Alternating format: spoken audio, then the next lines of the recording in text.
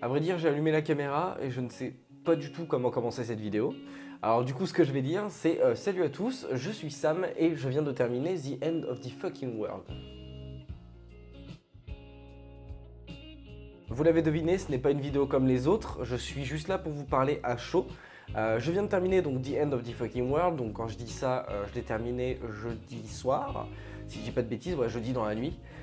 Vous l'avez aussi remarqué, je suis encore malade, parce que justement, c'était jeudi, et on est quand? On est samedi soir. Et au final, c'est une super surprise, parce que je n'attendais rien du tout de cette série. Au contraire, je m'attendais à être déçu. Mais non, pas du tout, c'est bien écrit, les acteurs sont top. Bon, ça j'en doutais pas parce qu'il y a un acteur qui a joué dans Black Mirror, mon épisode préféré d'ailleurs, qui s'appelle Tais-toi et danse. Je ne sais plus c'est lequel, par contre, je pourrais pas dire quelle saison, quel épisode, mais il est juste génial. Et l'acteur, je l'avais trouvé fou déjà à l'époque. Alors là maintenant, pour moi, il confirme le truc, hein, il est juste trop fort ce mec. L'actrice, pareil, est au top. Tout réside sur eux, donc forcément, si les personnages sont bien incarnés, 80% de la série, c'est réussi quoi. Je pense que cette vidéo sortira lundi, donc du coup, je reprendrai le rythme de publication tous les vendredis à 18 h. Je pense que je vais faire ça, comme ça c'est bien, ça espacera un petit peu les vidéos. On va rentrer directement dans le vif du sujet, donc ce que j'ai aimé et ce que j'ai pas aimé, malgré ma voix qui me fait vraiment défaut et j'en suis encore désolé, mais je voulais vraiment parler de cette série. Alors, The End of the Fucking World, c'est l'histoire de deux jeunes de 17 ans, James et Alyssa, qui se rencontrent au lycée. Donc Alyssa vient directement aborder James. Petite précision sur les personnages, James c'est un ado qui est très perturbé. Il a carrément des délires un peu de psychopathe, hein. Je vais pas vous spoil le truc, mais bon bref, allez, je vous en dis quand même un petit peu.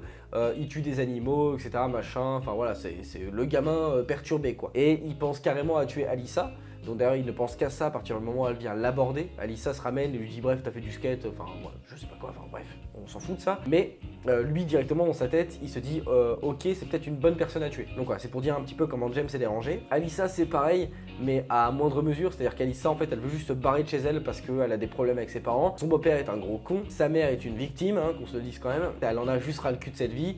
Elle veut tout le temps se barrer, c'est une fille du coup à problème parce que du coup elle a un fort caractère. I was gonna kill someone. Hey, I've seen you skating. You're pretty shit. fuck off. Les deux sont embarqués donc dans un road trip, on va les suivre à travers leur péripéties. Il va se passer donc plein de trucs, je vais éviter de vous spoil parce qu'encore une fois, j'aime pas du tout spoil et parce que je trouve que c'est une très bonne série à regarder. Pour être un petit peu plus précis, The End of the Fucking World, ça comporte 8 épisodes de 20 minutes. Alors pour moi, c'est l'un des gros points forts de la série, c'est qu'elle est courte. Je ne pouvais pas regarder une série comme ça si elle durait plus de 20 minutes, j'aurais pas pu. Parce qu'en fait, c'est vraiment une série teenage, c'est-à-dire que vous avez tous les clichés. Hein, la romance, même si c'est une romance qui tourne autour de conneries, parce qu'il se passe plein de trucs et ils sont dans la merde, d'accord, mais ça reste une romance quand même entre ados. Truc typique des séries comme ça, c'est les voix off. C'est-à-dire qu'il y en a énormément.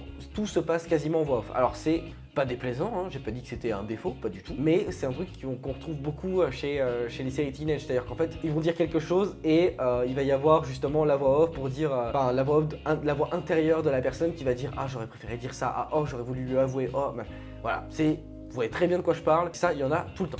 Je pars que tu viennes avec moi ou non. Tu veux venir? S'il te plaît, dis oui. Un petit peu moins à la fin, si je me souviens bien. Donc ça c'est un de ses gros points forts, elle est très courte. Donc c'est vrai que 20 minutes, 8 épisodes, ça se mange comme ça.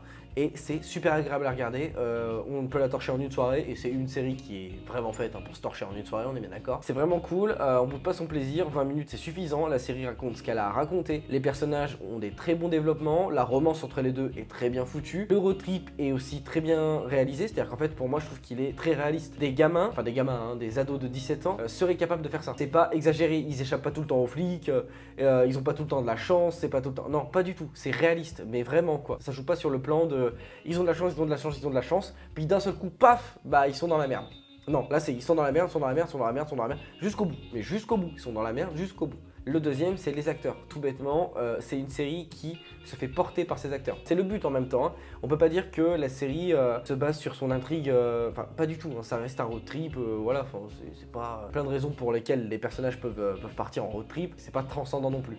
Mais les acteurs font que la série est juste géniale. L'actrice de Alyssa, je me souviens que justement j'étais intrigué parce que je voulais savoir son âge, parce que justement elle collait vraiment bien dans ce rôle de la petite de 17 ans. Et au final j'ai appris qu'elle en a 25, donc c'est une actrice de 25 ans qui joue une petite de 17. Bon, arrêtez, ça se fait largement, c'est pas comme si c'était une actrice de 40 ans qui jouait un personnage de 17. Mais voilà, je sais pas, j'avais envie de voir quel âge elle avait parce que souvent on a des bonnes surprises en faisant ça. Je sais qu'il y a une actrice dans The Magician, donc les magiciens, hein, pour enlever mon accent tout pourri, qui justement a la quarantaine passée et elle joue justement une ado de 20 ans. Donc c'est pour ça que souvent ça m'intéresse parce qu'on a des bonnes surprises. Il y a des acteurs de 40 ans, 50 ans et des actrices de 40 ans, 50 ans qui jouent des personnages qui en ont 25 ou 20 et je trouve ça super cool.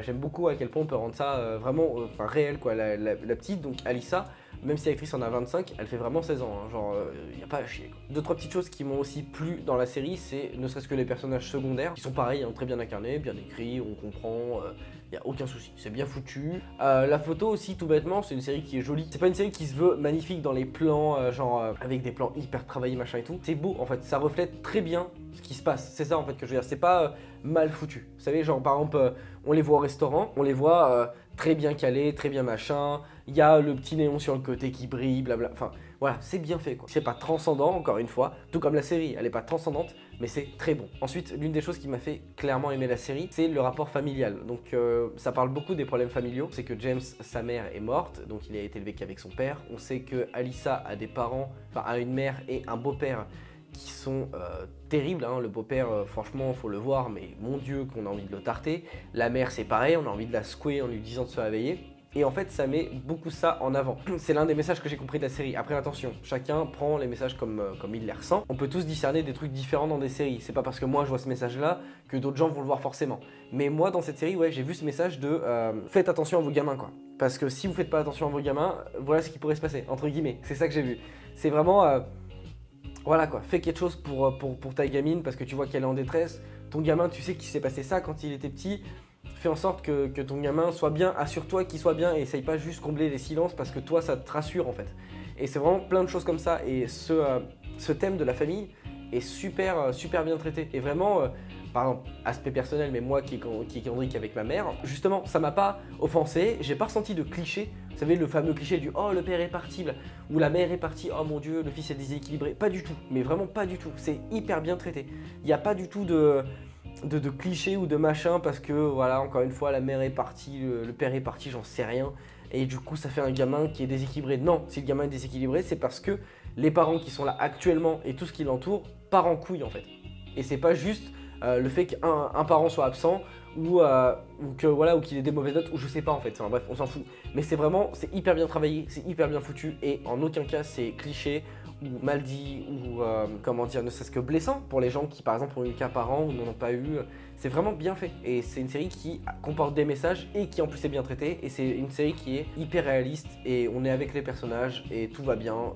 Et c'est vraiment... Voilà, donc je pense que ça va être le bordel au montage parce que je me suis tellement répété, etc. Ça va être insupportable. Si je dois parler pour moi du seul point noir de la série, je parle bien de la série, pas de la saison, c'est qu'il va y avoir une saison 2. La saison 1 se termine sur un cliffhanger, ce qu'on pourrait appeler un cliffhanger, même si moi j'appelle pas ça un cliffhanger, hein, parce que pour moi la fin est logique et je la connais déjà. Enfin, je la connais déjà, non, hein, je sais très bien que je vais être surpris pour la saison 2, justement là est le problème. Mais pour moi, ça devrait se terminer comme ça le laisse entendre. Et vous allez comprendre en voyant la série. Et donc pour moi, le gros défaut, c'est qu'il va y avoir une saison 2. Parce que quand on voit la fin, et que justement on aimerait que ça se passe comme ça le laisse entendre, eh bien on va être... Enfin, moi qui suis vraiment quelqu'un qui a besoin d'enjeux, et besoin que les choses se terminent, et quand elles sont terminées et bien terminées, je veux pas qu'il y ait de suite. Et là, c'est un petit peu le problème pour moi. C'est-à-dire qu'en fait, la série se termine très bien. La série se termine sur vraiment une montée, mais voilà, on stresse pour les personnages, on espère pour les personnages jusqu'à la fin, on est vraiment avec eux, on ressent tout le stress. Et au final, je trouve que la saison 2 enlève quelque chose. Pour moi, la saison 1, ça concluait très bien, j'ai pas besoin d'une saison 2. Alors attention, je sais pas si elle a été confirmée. Là, je vous dis ça parce que j'en ai entendu beaucoup parler et justement, j'ai vu des liens Facebook de conneries en disant comme quoi c'était confirmé. J'ai pas été faire des recherches moi-même parce que je vous avoue qu'il est 2h23 du matin et que j'ai grave la flemme parce que je suis malade et fatigué, j'aimerais bien juste aller dormir. Donc oui, voilà, vu la fin de la saison 1 et tout, j'aurais aimé me dire que ça se termine comme ça. Parce que voilà, on sait en fait, on a compris les messages, c'est bien dit et c'est bien amené. Les personnages sont très bien, pourquoi faire une saison 2 ? Pourquoi vous acharner à faire une saison 2 alors que ça va être quoi en fait ? Ça va être nul en fait, ça va vraiment être nul. Enfin moi je sais que la saison 2 je la regarderai pas, ou alors je regardais 3 épisodes et ça va me saouler. Petite mention spéciale à la communication de Netflix qui a vraiment assuré sur cette série. Honnêtement, ce qui est cool avec cette communication, c'est que Netflix a réussi à forcer les gens, entre guillemets, hein, mais à aller voir une série. Alors qu'en France, faut pas croire, mais très peu de gens connaissent les séries. Hein. Il suffit de regarder le top 10 des séries en France. C'est minable en fait. On parle de séries sur TF1, de séries à rallonge, nulles à chier, diffusées dans le désordre. C'est de la merde en fait. Mais parce que les gens ne connaissent pas ça, ne vont pas vers ça. Et The End of the Fucking World a été hyper communiqué. Il y en a eu partout sur Facebook. Je vais 2 fois par mois sur Facebook et je l'ai vu partout. Sur Twitter, c'est pareil. Vraiment, c'est une série qui a été beaucoup pubée et ça a très bien marché parce que, après tout, c'est une très bonne série. Et ça a très bien marché et je suis très content que Netflix fasse ça parce que je critique pas la plateforme et tout, je m'en fous en fait. J'aime juste me dire que les gens vont partir de ce média qui est la télé et de toutes ces merdes, hein, parce que vous m'excusez mais il y a très peu de choses à sauver à la télé, et qui vont se diffuser vers des plateformes qui leur permettent d'avoir du divertissement et tout ce qu'ils veulent à portée de main, comme des séries incroyables sur Netflix par exemple. Donc voilà, c'est terminé pour The End of the Fucking World et mon avis, etc. Donc j'espère que ce format vous aura plu, même si ça arrivera très peu. Il suffit qu'il y ait une série vraiment qui me marque comme ça et j'en ferai peut-être une vidéo à chaud si pour moi il n'y a pas besoin de faire de texte. On se dit à vendredi 18h pour la véritable vidéo, Et quant à moi, bah écoutez, c'était Sam et on se dit à vendredi.